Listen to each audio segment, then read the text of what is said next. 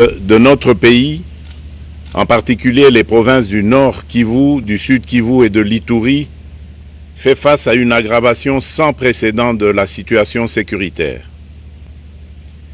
Les forces de défense du Rwanda, en soutien de leurs marionnettes du M23, poursuivent leur entreprise terroriste sur notre territoire, semant la terreur et la désolation parmi nos populations. Je partage avec vous la douleur et l'indignation face à ces attaques barbares. Ces actes ne sont pas seulement une attaque contre la République, mais une offense à l'histoire et à la dignité de notre peuple. En ces moments difficiles, je vous appelle à la résilience et surtout à la résistance. Face à cette situation, permettez-moi de vous rassurer.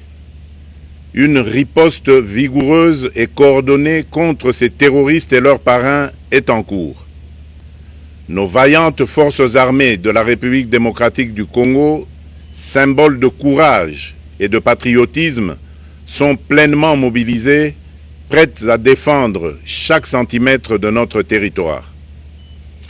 J'ai personnellement convoqué et présidé des réunions de crise avec une équipe restreinte du gouvernement, le haut commandement militaire ainsi qu'une réunion interinstitutionnelle afin d'évaluer les récents développements de la situation et de lever les options pour repousser les agresseurs et reconquérir chaque parcelle de notre territoire. À cet effet, j'ai nommé ce 28 janvier le général-major Évariste Somo Kakule au poste de gouverneur militaire du Nord Kivu pour renforcer la coordination des opérations militaires et restaurer l'autorité de l'État. Parallèlement, nous avons engagé d'importantes démarches diplomatiques, notamment au sein du Conseil de sécurité des Nations Unies, ainsi que dans le cadre du processus de paix de Luanda, auquel nous restons pleinement engagés malgré les obstacles.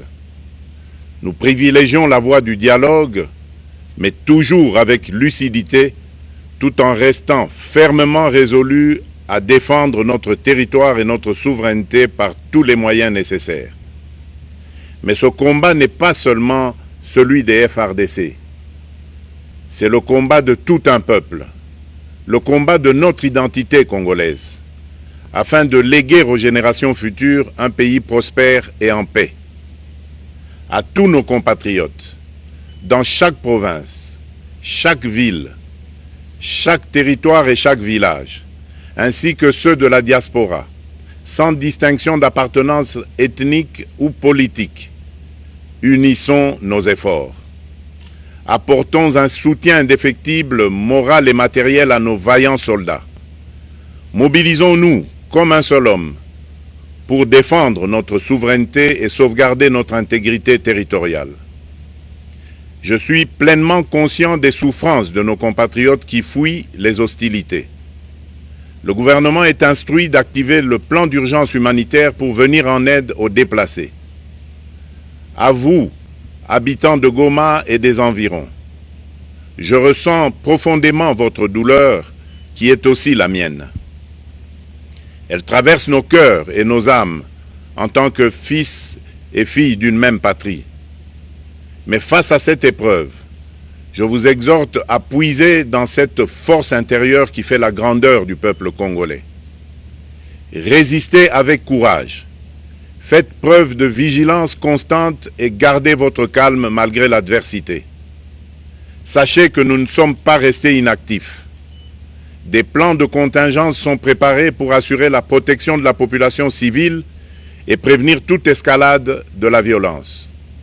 Les dispositifs de sécurité ont été renforcés pour protéger les zones stratégiques et nous travaillons sans relâche pour garantir le fonctionnement des services essentiels.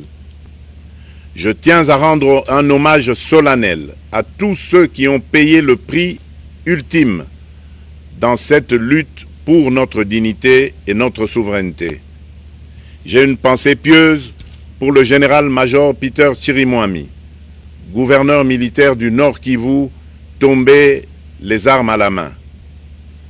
Je m'incline avec respect devant la mémoire de tous nos militaires et de tous les Wazalendo tombés sur le champ d'honneur. Je pense aussi aux soldats de la mission de la communauté de développement d'Afrique australe, la SAMI DRC, qui combattent à nos côtés, aux casques bleus de la MONUSCO, qui ont sacrifié leur vie pour la paix, ainsi qu'aux innombrables civils victimes de la barbarie ennemie.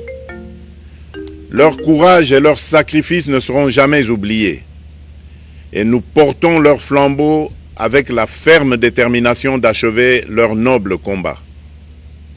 Je voudrais ici interpeller directement la communauté internationale et l'Union africaine. Le Rwanda continue de violer ouvertement et sans scrupule les principes fondamentaux de la Charte des Nations Unies ainsi que les accords régionaux. Pire, ces agissements se déroulent dans une impunité totale et ce, avec un mépris manifeste des règles internationales et des valeurs que ces institutions sont censées défendre. Cette attitude arrogante, qui ne cherche même plus à masquer ses forfaits, est une provocation inacceptable à l'égard de notre souveraineté et de la stabilité régionale. La présence de milliers de soldats rwandais sur notre sol, leur soutien politique, logistique et militaire à leur pantin du M23, ainsi que leur implication dans l'exploitation illégale de nos ressources naturelles, nous conduisent tout droit à une escalade aux conséquences imprévisibles, mettant en danger toute la région des Grands Lacs. Votre silence et votre inaction face à la barbarie du régime de Kigali et aux atrocités perpétrées par ses supplétifs sur notre territoire constituent un affront non seulement à la République démocratique du Congo, mais également aux valeurs universelles de justice et de paix. Le peuple congolais prend acte de cette passivité qui frôle la complicité. Soyez sûrs d'une chose, la République démocratique du Congo ne se laissera pas humilier ni écraser. Nous nous battrons et nous triompherons. Congolaises et Congolais, l'heure est certainement grave, mais notre détermination est encore plus inébranlable. Ce moment critique nous offre l'opportunité de montrer au monde ce qui fait notre force, c'est-à-dire notre unité sans laquelle tous nos efforts seraient vains. Je vous appelle à être vigilants, mais à ne pas céder à la haine, aux divisions ou à la violence. Je condamne avec la plus grande fermeté les actes de vandalisme et de pillage qui ont visé certaines missions diplomatiques accréditées en République démocratique du Congo, ainsi que des intérêts privés dans la ville de Kinshasa. Ces comportements irresponsables dénaturent l'expression saine de notre colère face à l'agression barbare nous imposée et jettent une ombre sur les manifestations pacifiques de soutien à nos vaillantes forces armées qui luttent avec courage et abnégation pour défendre notre souveraineté. Notre engagement doit rester ferme et discipliné. Nous gagnerons cette guerre par notre unité, notre courage et notre sens de responsabilité, et non par la violence aveugle et par l'anarchie. Cette victoire ne sera possible que si chaque Congolais, où qu'il soit, prend toute la mesure du combat qui est le nôtre. J'appelle donc la nation entière, hommes et femmes, jeunes et vieux, acteurs politiques, opérateurs économiques, membres de la société civile, confessions religieuses, artistes et sportifs à se mobiliser, à faire bloc derrière nos vaillantes forces armées et à contribuer chacun à son niveau à l'effort de guerre. J'ai instruit le gouvernement de mettre en place des mesures rigoureuses de réduction du train de vie des institutions et de leurs animateurs afin que les ressources ainsi économisées soient directement réorientées vers le soutien à nos forces armées. Dans cet effort national, j'en appelle également à la responsabilité du secteur privé qui est invité à contribuer activement à cette cause commune. Nos soldats se battent avec héroïsme pour la défense de notre intégrité territoriale et de notre souveraineté. Ils ont besoin de notre soutien total, qu'il soit moral, matérielle ou logistique. À la jeunesse congolaise, pilier et espoir de notre nation, je vous exhorte à répondre massivement à l'appel de la patrie. Le moment est venu de vous lever, de mettre votre énergie et votre créativité au service de la nation. Nous devons renforcer nos rangs et chaque jeune Congolais prêt à défendre son pays a une place au sein de nos forces armées. Enrôlez-vous massivement dans l'armée. Vous êtes le fer de lance de notre projet et votre mobilisation est déterminante pour la victoire finale. Aux braves populations du Nord Kivu, du Sud Kivu et de l'Ituri, vous êtes le symbole de la résilience congolaise, une source d'inspiration pour toute la nation. Vous n'êtes pas seuls dans cette épreuve. La République tout entière se tient à vos côtés, unis dans l'espoir et la lutte. Ensemble, nous ferons face et surmonterons cette épreuve. À nos vaillantes forces armées et aux vaillants patriotes Wazalendo, véritables sentinelles de la souveraineté nationale, je rends un hommage appuyé et vous exprime au nom de toute la République notre reconnaissance infinie et notre fierté inébranlable. Votre bravoure, votre discipline et votre engagement sans faille inspirent et mobilisent tout un peuple déterminé à défendre son territoire.